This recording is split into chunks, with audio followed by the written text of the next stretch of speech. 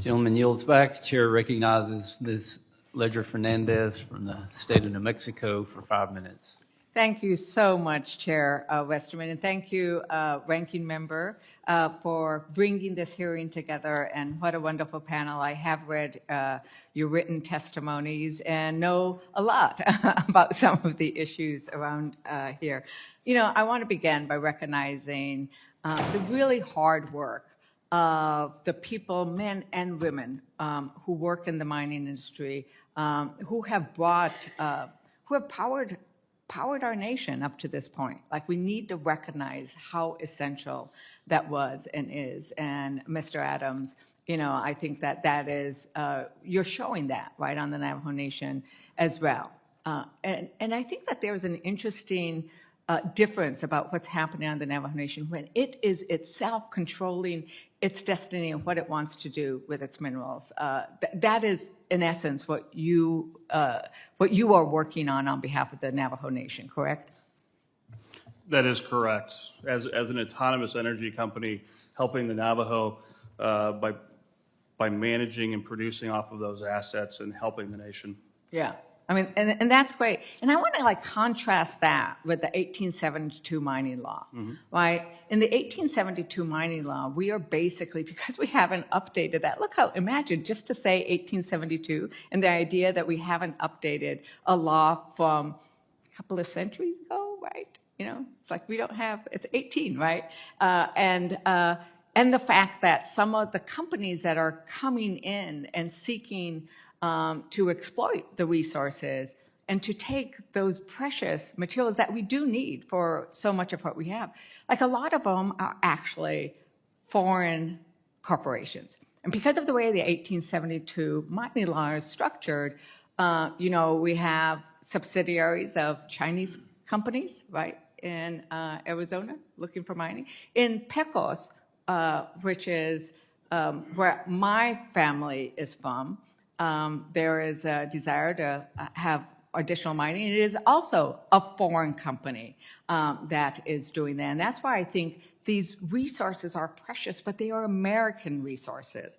I wanted to also, you know, touch on the fact that there is a lot of damage still left behind, as you noted, right, from the uranium mines, the Gold King spill mine. My constituents have come to me and we've worked on those issues together. But I wanted to turn a bit to TIPOs and the role that they need to play. And thank you so very much, Chairman Franklin, for what you have done in pushing these issues. Do you believe that the current 1872 mining law provides adequate environmental protections for mining projects located near tribal lands? And what would you suggest as updates? Yeah, that's a great question. I feel like it's you know, being a Major League Baseball hitter and having a softball thrown at you. Like, so yeah, absolutely. It fails tribes. The 1872 law does, and a good example of it is, you know, our brothers and sisters in Tono Autumn. And I want to apologize first that I'm going to mention human remains and that tribe specifically, and mean this in no disrespect whatsoever. But I think it can't be ignored. You know, the Animax mining company that had gone into the Santa Rita Mountains and mined, and in the process damaged severely a large village site, left human remains on the surface, it mined right through their cemetery, and it destroyed artifacts and sacred sites. And that's kind of what I was talking about earlier. This is the kind of thing that we need to avoid, but that happens because there's nothing to protect inside of that law. And that's, by the way, that is not even an American company. And when they went bankrupt, they left it all on the surface. And now there's another company that is from Canada that's trying to come in and assume that mine again.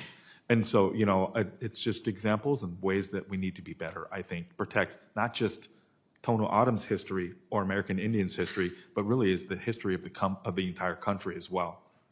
And this sort of abandonment of mines happens way too often. That is indeed the case, where taxpayers then end up holding the bag for remediation, right? And the need for the cleanup. And I really want to look forward to working with the chairman and my colleagues so that we could reauthorize the Historic Preservation Fund. I carried a bill on that because all the work that we need to do, it can be done, right? I think that there is an understanding that there is a way of doing this important work, but it is how you do it and where you do it. That is very important. We need to answer those questions before we start digging up some cemeteries. And I offer, my shared sadness about the fact that there is indeed what happened, as you pointed out. With that, Mr. Chairman, I yield back.